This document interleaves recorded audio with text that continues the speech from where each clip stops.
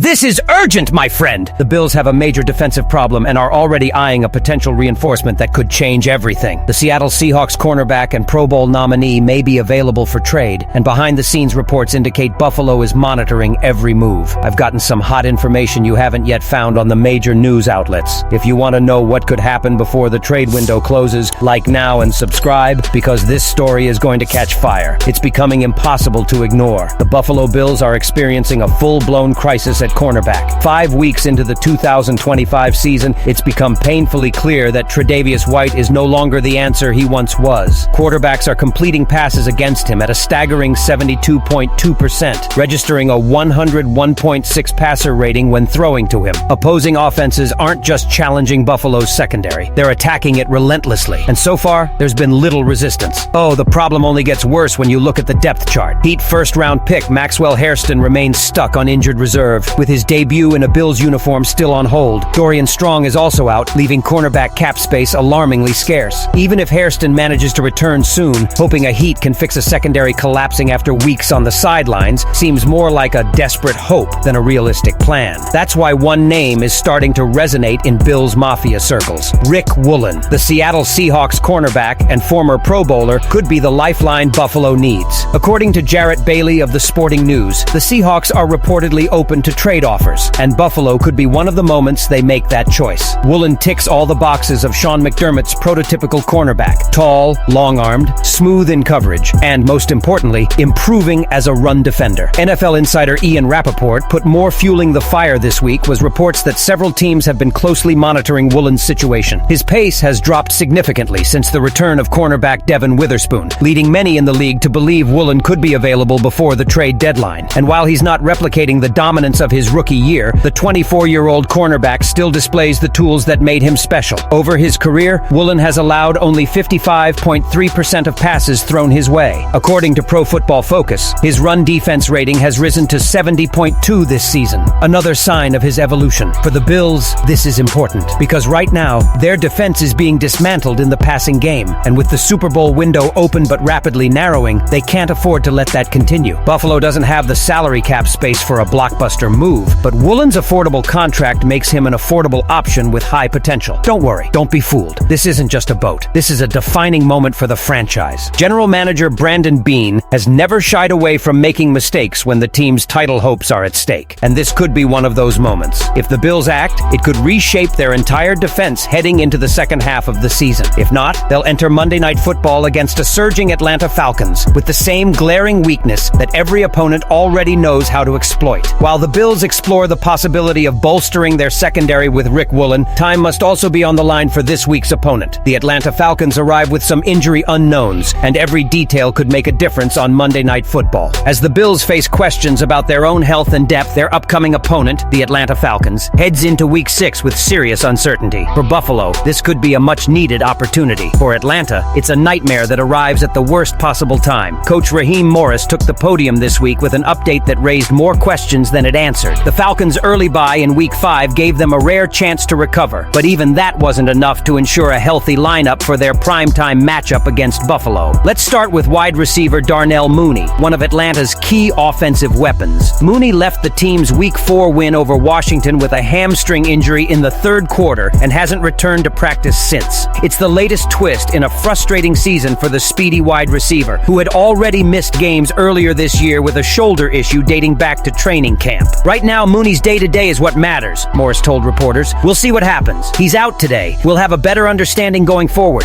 Those weren't the words Falcons fans wanted to hear. Before the bye week, reports suggested Mooney would likely be ready to play in Week 6. But now, that optimism has dissipated, leaving his status heading into Monday night in serious doubt. And without Mooney's vertically straining speed, the Falcons' offense could lose one of its most explosive aspects. There was, however, some good news. Star cornerback A.J. Terrell finally returned to practice for the first time since suffering a hamstring injury in Week 2. Terrell's absence forced Atlanta to rely on backup D. Alford, who held his own for a game and a half before struggling in Week 4. He allowed 4 completions on 5 targets and a 95.0 passer rating when quarterbacks targeted him. The Falcons know that won't be enough against Josh Allen. Morris sounded cautiously optimistic about Terrell's return. It's always great to have A.J. back. He's back on the field today. I'm really happy with the buzz we're getting this week, the coach said. But even with Terrell back back in contention, Atlanta's injury list is a concern. Offensive lineman Storm Norton, defensive end Braylon Trice, safety Jordan Fuller, and defensive tackle Taquan Graham remain on injured reserve. Of this group, only Graham is expected to open his 21-day training camp soon,